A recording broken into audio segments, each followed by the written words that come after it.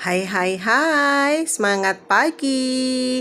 Bagaimana kabar kalian hari ini? Semoga sehat semua. Anak-anak, marilah kita awali pagi yang cerah ini dengan bacaan Bismillahirrohmanirrohim. Assalamualaikum warahmatullahi wabarakatuh, anak-anak soleh dan soleha. Pagi ini dengan Bu Yuli dalam House of Nehat Learn Channel, kita akan belajar tentang tema 2 persatuan dalam perbedaan. Subtema 1 rukun dalam perbedaan sudah memasuki pembelajaran yang ketiga. Anak-anak, ketika ada temanmu yang bertengkar, apa yang kalian rasakan? Sedih bukan? Hidup rukun merupakan impian setiap warga negara. Rukun dalam perbedaan akan memberikan kedamaian dan ketentraman.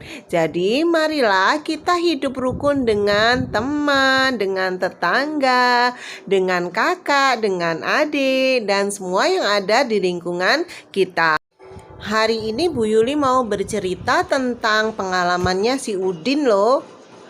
Pagi ini, Udin dan teman-temannya itu sedang bekerja sama untuk mengumpulkan informasi tentang tanaman dan habitatnya.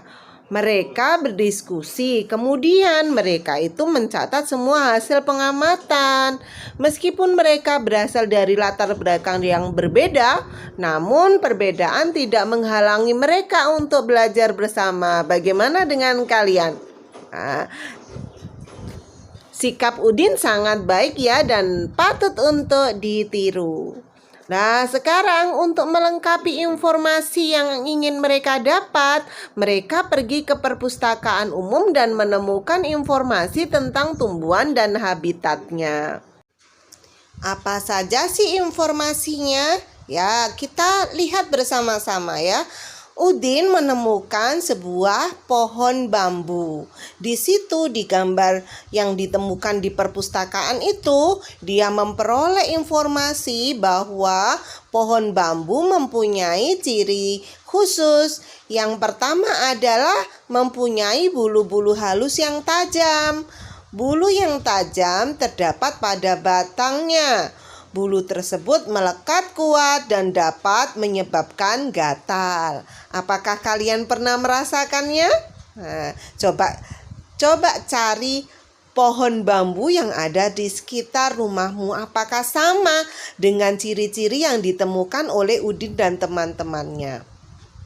Anak-anak, tumbuhan beradaptasi untuk mempertahankan hidupnya. Adaptasi adalah ciri-ciri khusus yang dimiliki tanaman atau tumbuhan untuk hidup pada tempat atau daerah tertentu. Coba kita simak lagi, apalagi ya yang ditemukan Udin. Udin menemukan berdasarkan habitatnya, tumbuhan dibagi menjadi 3 jenis. Ada tumbuhan hidrofit. Apa tumbuhan hidrofit itu? Tumbuhan hidrofit adalah tumbuhan yang sebagian tubuhnya ada di permukaan air. Akarnya berada di air, memiliki rongga udara dalam batang atau tangkai daun. Selain itu, daunnya muncul ke permukaan air. Contoh tumbuhan hidrofit adalah kangkung, teratai, kemudian enceng gondok. Coba kalian cari yang lain ya. Jenis tumbuhan kedua adalah kelompok higrofit. Higrofit adalah tumbuhan yang hidup di daerah yang lembab. Tubuhnya terdiri atas bagian-bagian akar, batang, dan daun. Batangnya pada umumnya tidak tampak karena terdapat di dalam tanah. Daunnya yang muda umumnya melingkar atau menggulung. Contoh dari tumbuhan higrofit adalah pakis, kemudian lumut, dan lain sebagainya. Jenis yang ketiga adalah tumbuhan xerofit. Tumbuhan xerofit adalah tumbuhan yang hidup di daerah yang kering. Tumbuhan ini memiliki daun yang tebal, sempit, kadang-kadang berubah menjadi bentuk duri, sisi, atau bahkan tidak mempunyai daun. Batangnya tebal dan mempunyai jaringan untuk menyimpan air. Akarnya panjang. Contoh tumbuhan ini adalah lidah buaya, kemudian ada cocor bebek dan kaktus. Untuk dapat bertahan hidup, tumbuhan perlu menyesuaikan dan melindungi diri. Bagaimana tumbuhan tersebut beradaptasi dengan lingkungannya? Mari kita diskusikan bersama ya. Kita mulai dengan melihat tumbuhan-tumbuhan yang ada di sekitar kita. Misalnya bambu mempunyai bulu-bulu halus yang tajam dan menyebabkan gatal. Enceng gondok menyesuaikan diri dengan tangkai daun yang berongga dan daunnya yang lancip. Sedangkan lidah buaya menyesuaikan diri dengan memiliki daun yang tebal, sempit, berbentuk duri, dan sisi. Pakis penyesuaian dirinya dengan cara menggulung daunnya untuk beradaptasi dengan lingkungan yang lembab. Sedangkan teratai memiliki batang berongga dan daun yang lebar. Kangkung, batang berongga dan daun berada di atas air. Sekarang bagaimanakah cara tumbuhan melindungi dirinya? Tumbuhan di sekitar kita melindungi dirinya dengan cara yang pertama bisa dalam bentuk duri. Duri ini biasanya ditemukan pada bunga mawar. Kemudian ada kantung semar yang memiliki kantung penjebak serangga. Pada bunga bangkai, dia memiliki bau busuk untuk menarik serangga. Pohon jati, dia merenggas saat kemarau. Merenggas itu apa? Merenggas itu adalah menggugurkan daun-daunnya untuk mengurangi penguapan. Ada putri malu, daunnya mengatup jika terkena rangsangan. Sedangkan buah nangka memiliki getah yang banyak dan lengket. Nah, anak-anak, duri, getah, daun yang bisa mengatup, daun yang meranggas, kemudian bau busuk yang dimiliki bunga bangkai, dan kantung yang dimiliki kantung semar merupakan alat-alat bagi tumbuhan untuk melindungi dirinya dari serangan mangsa. Nah, anak-anak, setelah memperoleh beberapa informasi tentang adaptasi tumbuhan, ternyata si Udin tertarik dengan buku sejarah. Di buku sejarah tersebut, dia menemukan sejarah tentang proklamasi kemerdekaan Indonesia. Apakah kalian mau tahu apa yang dibaca si Udin? Coba perhatikan teks berikut ini ya. Proklamasi Kemerdekaan Indonesia. Proklamasi Kemerdekaan Indonesia memiliki makna yang sangat penting bagi bangsa Indonesia.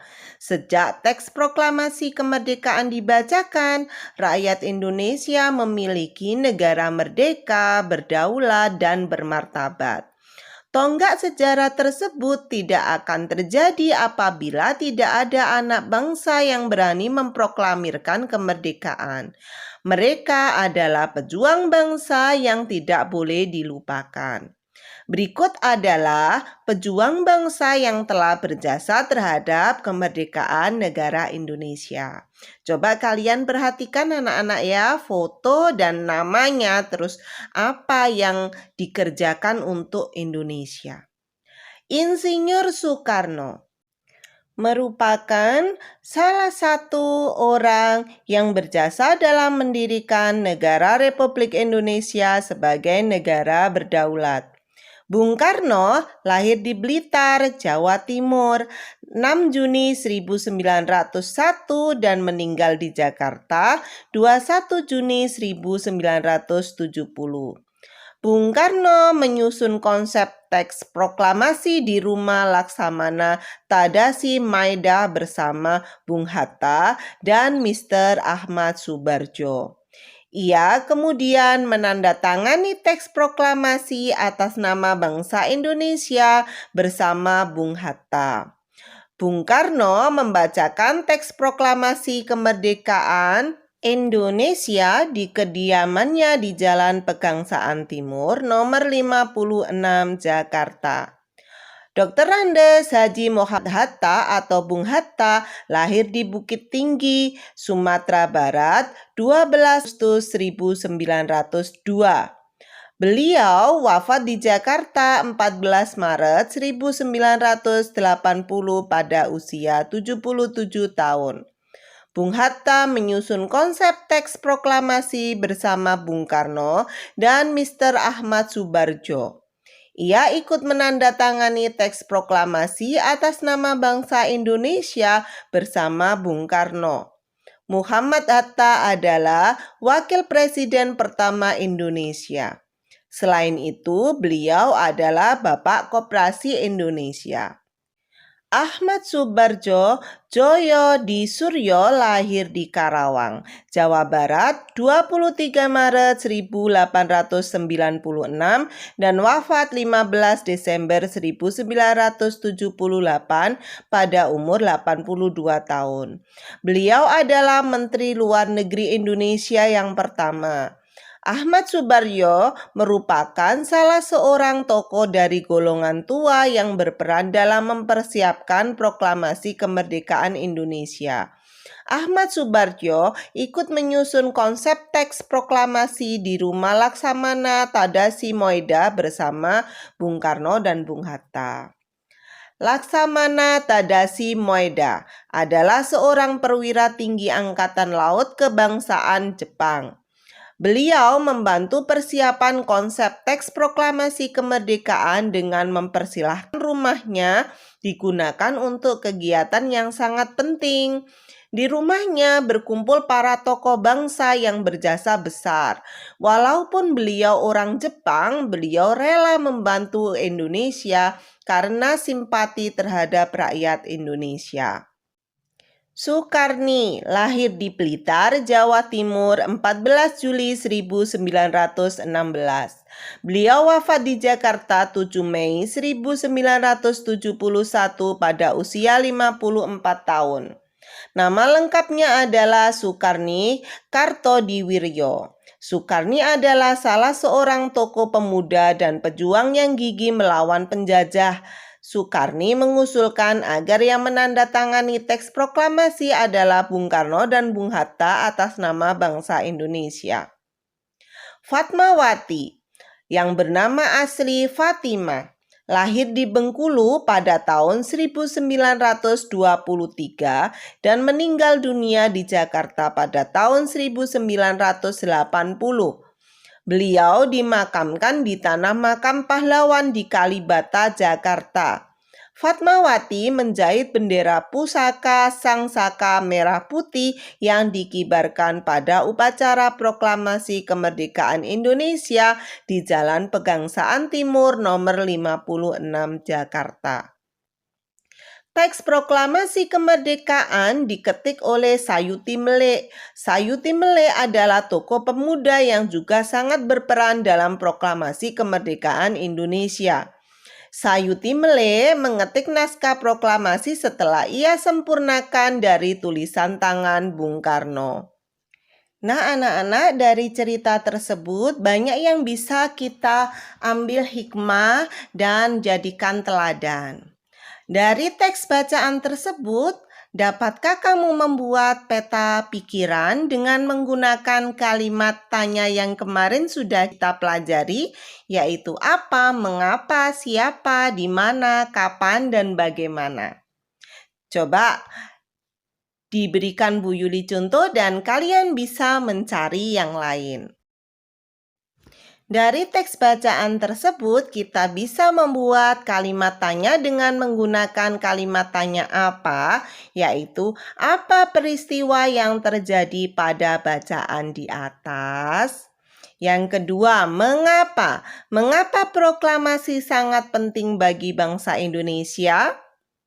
Siapa tokoh-tokoh yang terlibat dalam penyusunan teks proklamasi Indonesia? Di mana teks proklamasi disusun? Kalimat tanya kapan? Kapan teks proklamasi Indonesia disusun? Kalimat tanya bagaimana? Bagaimana proses penyusunan teks proklamasi kemerdekaan Indonesia? Nah, anak-anak, mudah bukan? Kalian bisa menggunakan kalimat tanya apa, mengapa, siapa, di mana, kapan, dan bagaimana dengan pertanyaan yang berbeda. Dari yang kita pelajari tadi, kita bisa simpulkan bahwa tumbuhan mempertahankan hidupnya dengan cara beradaptasi. Jenis tumbuhan berdasarkan habitatnya ada 3, yaitu hidrofit, xerofit, dan higrofit. Proklamasi kemerdekaan Indonesia merupakan tonggak sejarah dari kebebasan bangsa Indonesia yang memerlukan pengorbanan yang sangat besar. Kita sebagai bangsa Indonesia yang sudah merasakan kemerdekaan harus belajar dan memupuk kerukunan, persatuan agar Indonesia menjadi negara yang damai dan berjaya. Dan itu tidak bisa kita lakukan sendiri. Kita harus bekerja sama dengan semua masyarakat Indonesia dari semua lapisan. Nah, anak-anak, sampai di sini dulu perjumpaan kita kali ini. Tetap semangat dan jangan lupa jaga persatuan dan kesatuan. Belajar yang giat sebagai rasa syukur kita telah memperoleh kemerdekaan. Sampai di sini dulu dan jaga kesehatan. Assalamualaikum warahmatullahi wabarakatuh.